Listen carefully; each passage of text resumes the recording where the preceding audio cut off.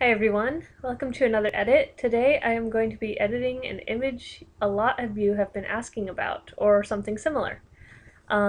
This image edit is going to be based off of one that was up in my gallery quite recently called Return to Mad World, where I created a really vibrant red and kind of purpley blue landscape around my model. So today I'm going to be doing a slightly different image from that edit, and I think we're going to have fun with it. So I'll get started. First I'm going to go up to Image, Adjustments, Shadows and Highlights. In Shadows and Highlights I'm going to go up to my Shadows bars, and the radius bar I'm going to pull all the way over to the edge because this seems to create much smoother shadows. So right about here, fairly close to the other side, I'm going to leave that. And I think I'm going to pull this one back down, fairly close to this edge, day amount. That seems pretty steady. So right now, this is the difference we're looking at. A lot more vibrancy and contrast, much more contrast. So also before I leave this, I think I'm going to pump this just a little bit. And also move in a lot more color to work with in the image. So there we go. This is how the image started. This is where it's at.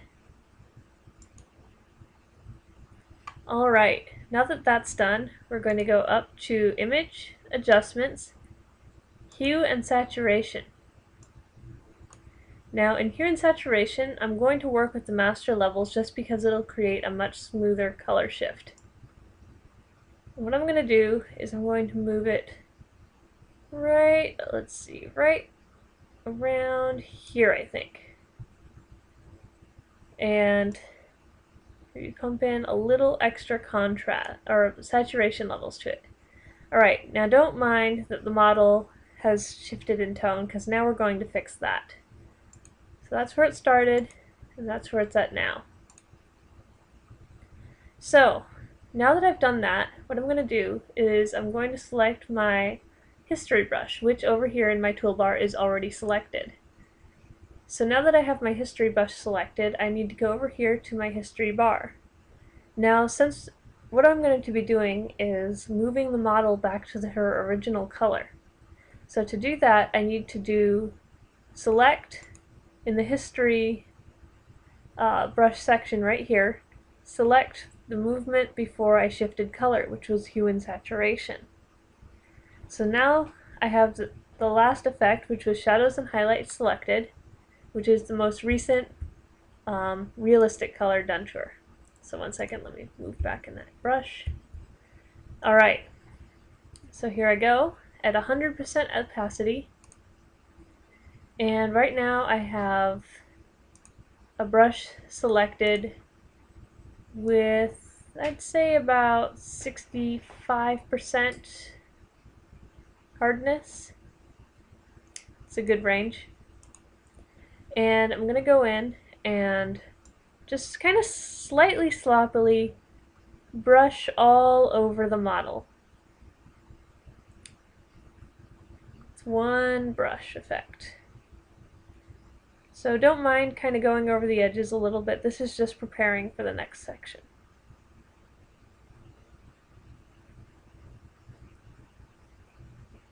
Now, if a lot of you probably use layers as a part of your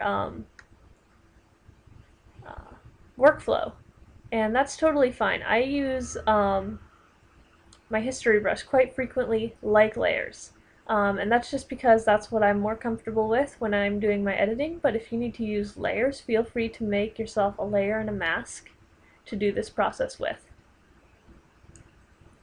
Alright, so now I've got a sloppy selection of her, and now I'm going to go in and kind of fix up this selection. So now here at my history bar, I'm going to move it down my history brush to hue and saturation, which is our most modern color foliage change. Now I'm going to zoom in, nice and close, maybe a little out, and I'm going to use the brackets underneath my plus and minus keys to make that brush size smaller. With that brush size smaller, I'm going to go in and just very carefully work in the red foliage color with the history brush.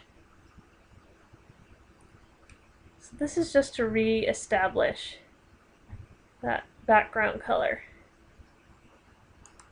And now that we have a much closer selection to the model, it's a lot easier to do this. Now, the more time you spend on doing a nice clean selection, the better it's going to look in the end. Detail is definitely key.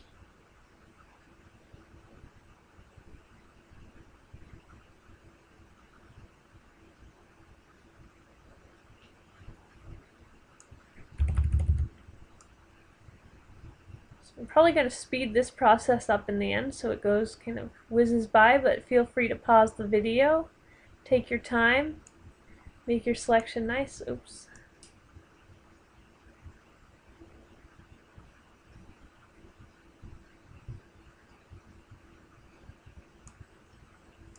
Back we go. Make sure these edges are very clean.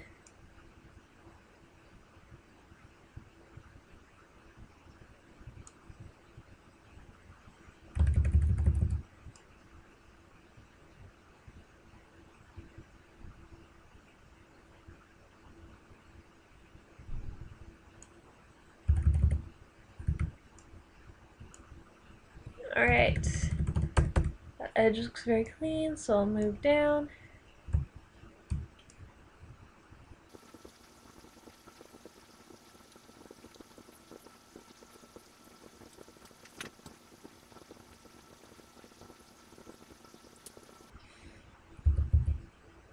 Oops. Let me select my history brush here.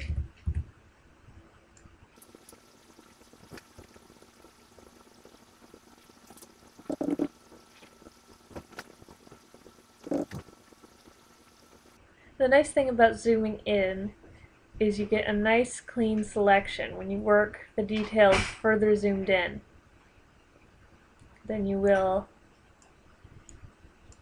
if you work it further out.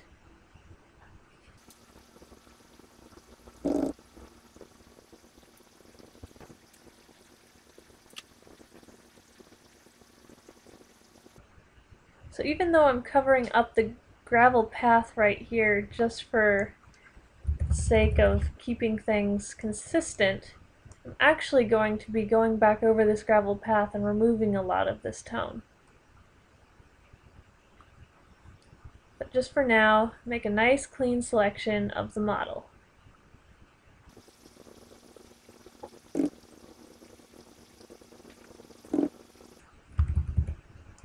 Now, a lot of you might want to just use a lasso, a selection of the model, and that's okay as long as you feel comfortable with that.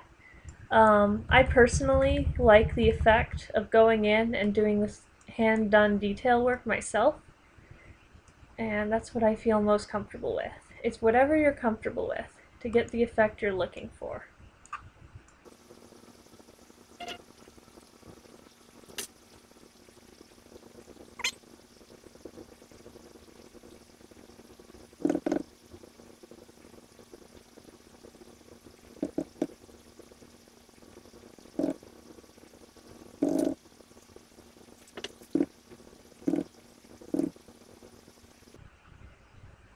Always work with the brush size that is going to give you the best control.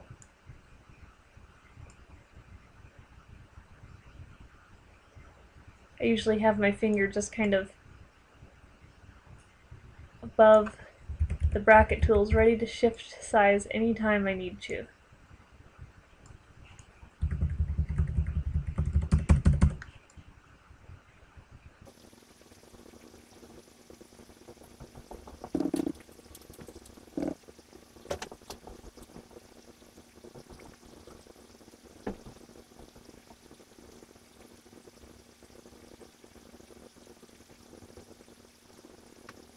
Now when I get to my hair here, it's going to be a little more complicated because hair is not always perfectly dense. You need to be very cautious about how you shift its colors. So I'm going to kind of get close to the hair, but I'm not going to touch it with this brush yet, and then I'm going to go back over it in a second and show you how I do that.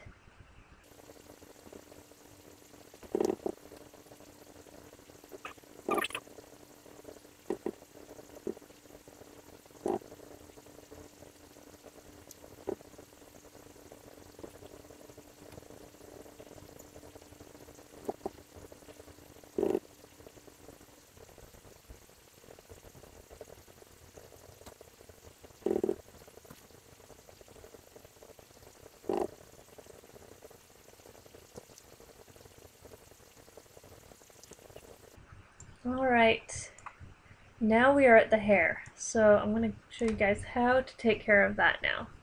So we still have our history brush selected, we still have our hue and saturation selected. Now we're going to go up to our opacity, and let's turn it down to about 18%. So with our opacity at 18%, maybe get about that size of brush, we're going to start kind of painting in around the hair so as not to create a very sharp brush against it. A little back there.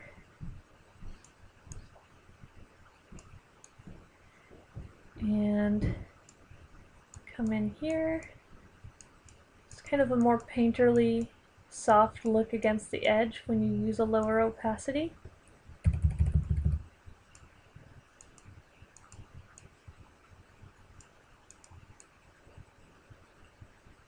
Alright, zoom out for a second. It looks like we have a fairly good selection there. Okay, so now we can move on. So the next step is to anchor this model into the background. Right now she's pretty alone in her color tones and it's a little unnerving. So to do that, I'm going to continue to use the history brush, but I'm going to move back up to my shadows and highlights. And I think I'm going to, actually, yeah, I'm going to keep my opacity around, 18 to 20%. Get my brush size up. And the first thing I'm going to do is brush down this path that she's on, because that kind of anchors her into this environment, and the only thing we really want to be super bizarre and striking in this environment is the foliage. But by creating parts of the image that still continue to be what they originally were, it makes it a lot more striking and also believable. So I'm going to do the same thing to the trees,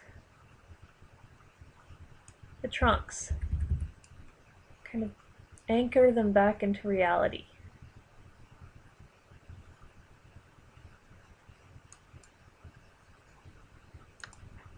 You don't have to do this to all of them.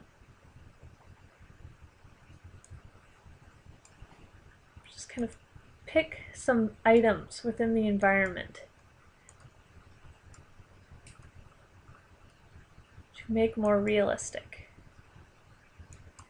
Makes the fantasy color way more striking.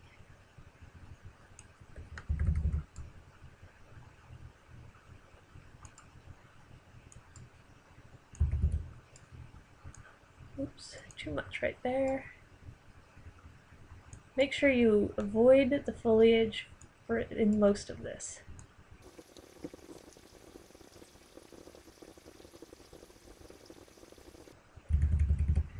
Very carefully select this tree out into the path. This one in the foreground.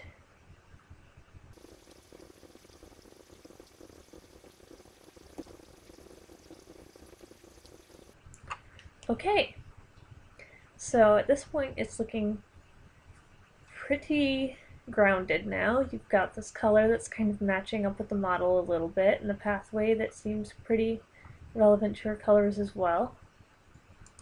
And now we can start to play with the mood of the image. So to start that, I'm going to go down to Selective Color from Image Adjustments.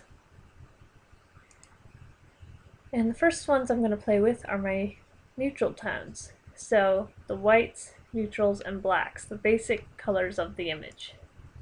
So to start with the whites, I think I want to add a little atmosphere into this image.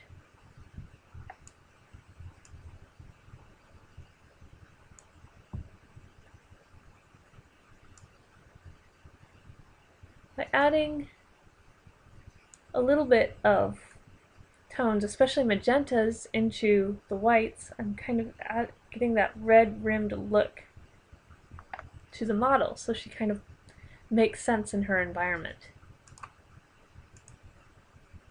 Now onto the neutrals. For the neutrals, I'm kind of thinking a bit starker look. Kind of add the blues in there.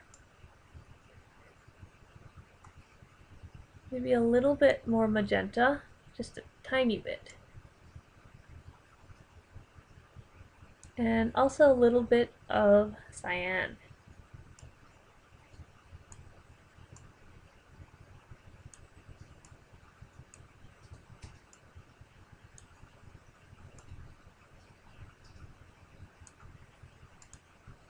And in the blacks, I'm also going to add some more blue, magenta, and also more cyans.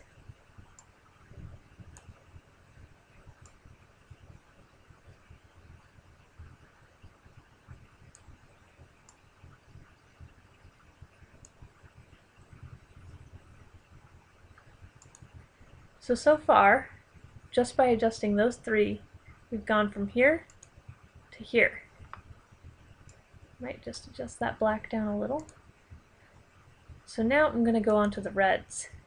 And we certainly have a lot of red to adjust in this image. And add some more yellows, potentially.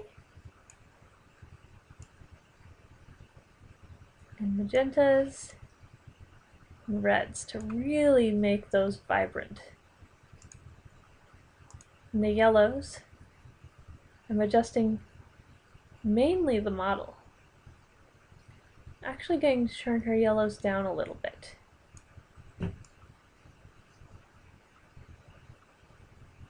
Add a little magenta in there. I think that's pretty good right there. Now the cyans, we have a lot of control because it's of her dress, and it's a very striking, one-of-a-kind color in the image.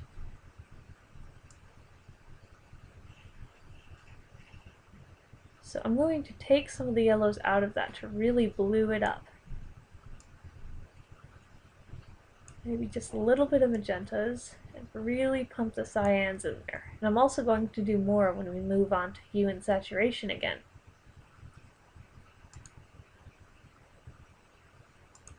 The only other thing we have is magentas.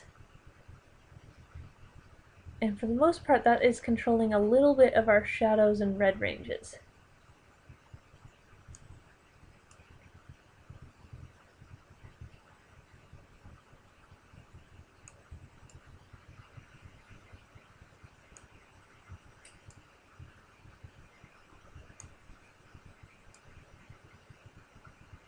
I'm going to turn the cyans up a little bit just to kind of anchor that color a little more. And I think at this point we are ready to move on. So again, we move from here to here.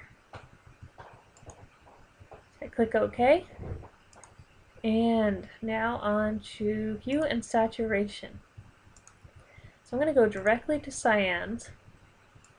And I'm going to pump a little more of that in there to just really get that almost supernatural vibrant color from it, because I can. That really helps start to make the model stand out more. So I'm going to click OK, and I'm going to go back up to adjustments, and actually, hold on. I'm actually going to do a little bit of retouch now, just some simple work. Remove some spots.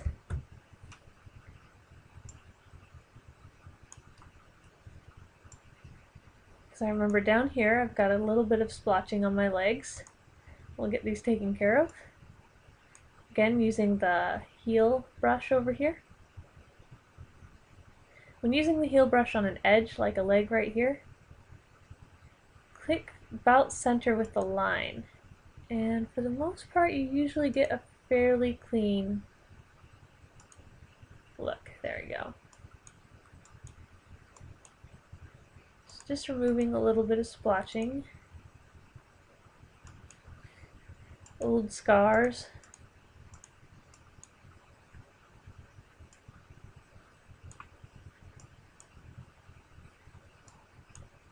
I think we're doing pretty good here. Oh, there's a couple of loose threads from the dress. I'll move them back.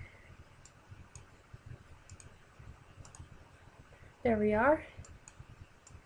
And I think now we can go up to the face, and I'm going to go down and grab my burn tool here. It's on, let's see, let's pop it onto shadows.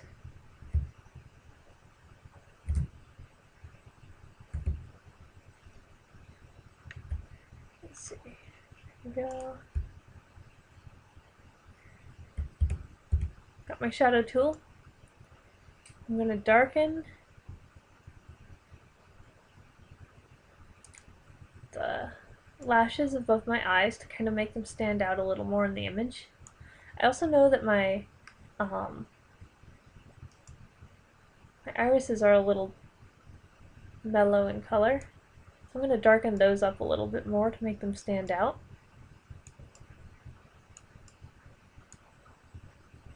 Oh, that's too much.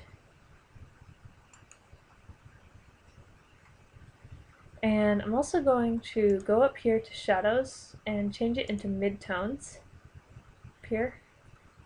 And I'm going to just use that to increase and enhance the look of my eyebrows. Because I have very light colored eyebrows, and when the image is so far off, they become especially hard to see.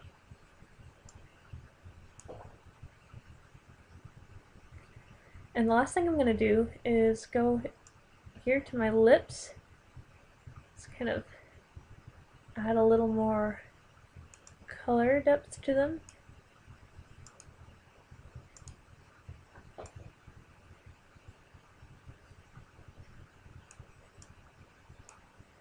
And one last thing I'm going to use to do that is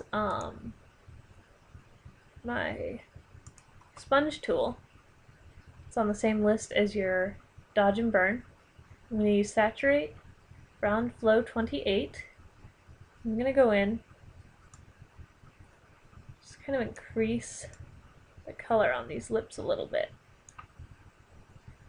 It'll be hard to see from far away, but at least it'll add a little. So from the very start of that work, we started here, and now we have about that much definition.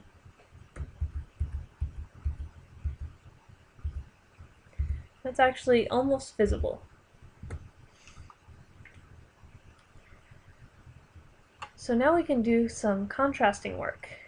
And to start that, I'm going to go up and just check my brightness and contrast from image adjustments.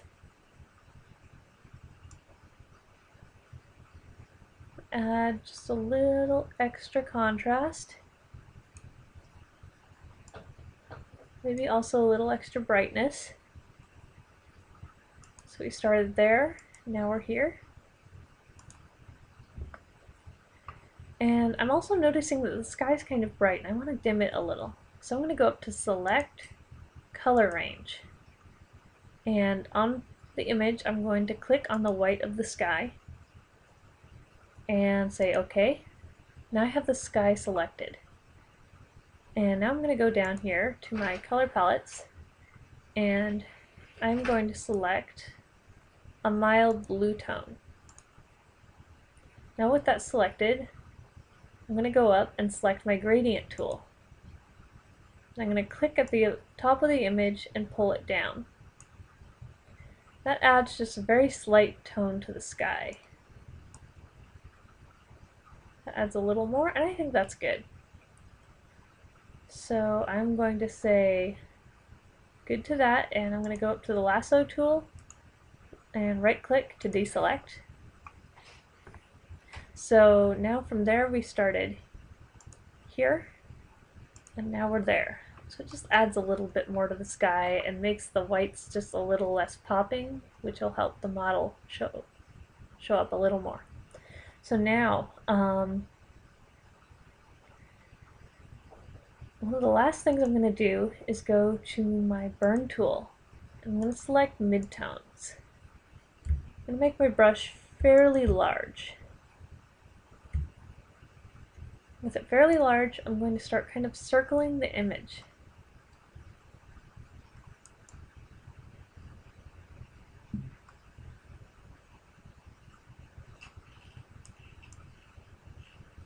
Got it at about exposure 8%. I'll make it a little smaller. Keep circling.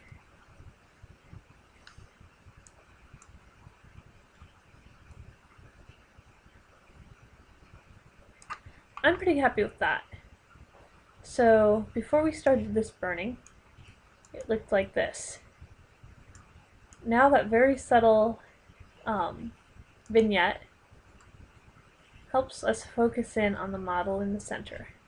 I think I'm going to go up one last time to contrast. Just level in a little more.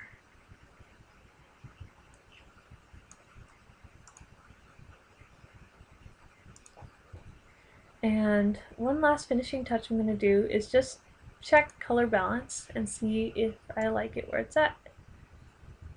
I'm going to add just a little blue. Go over to my shadows.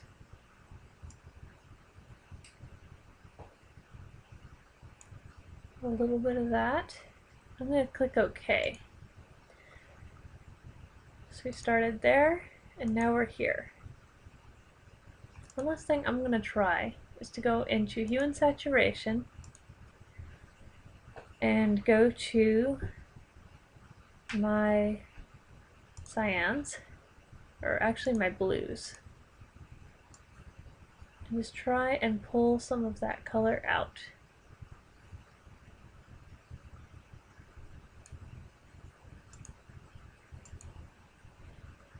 And this is starting to give the trees kind of a more dead black burned look, and I'm kind of liking that. And last thing, I'm going to use my dodge tool now on midtones. Just go in, kind of brighten the model up a little more.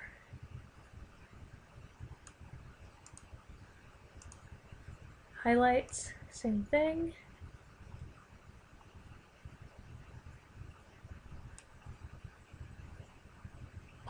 Actually, I'm going to pull out of that last one. Make it a little more subtle. Alright. And last thing, and you may not have to do this, but I frequently do this because I have a fairly soft focus with my lenses. I'm going to go into Sharpen, Smart Sharpen, in the filters, and I'm just kind of mess around. Say okay, and now I'm going to go to my history brush again, click on the dodge right before my smart sharpen, make the brush quite large, I'm going to use the history brush to push back in some of that soft focus, and I'm actually going to turn it up to 100% around the edges of the model, so that the model is more high focus than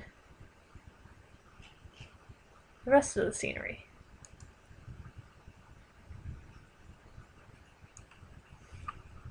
Now I'm going to do one more thing, I think. I'm going to go in with blur, Gaussian blur, under filters again, make a slight Gaussian blur, and I'm going to go back up to the history brush right before the Gaussian blur, and then I'm going to bring the model in the center back into focus. And there we go. So before we started all that, we're here, and now it's a little more in focus. I'm not sure if you'll be able to see that through the video, but it is definitely a little more focused. Alright, so the very start of this image was here, and now we are here.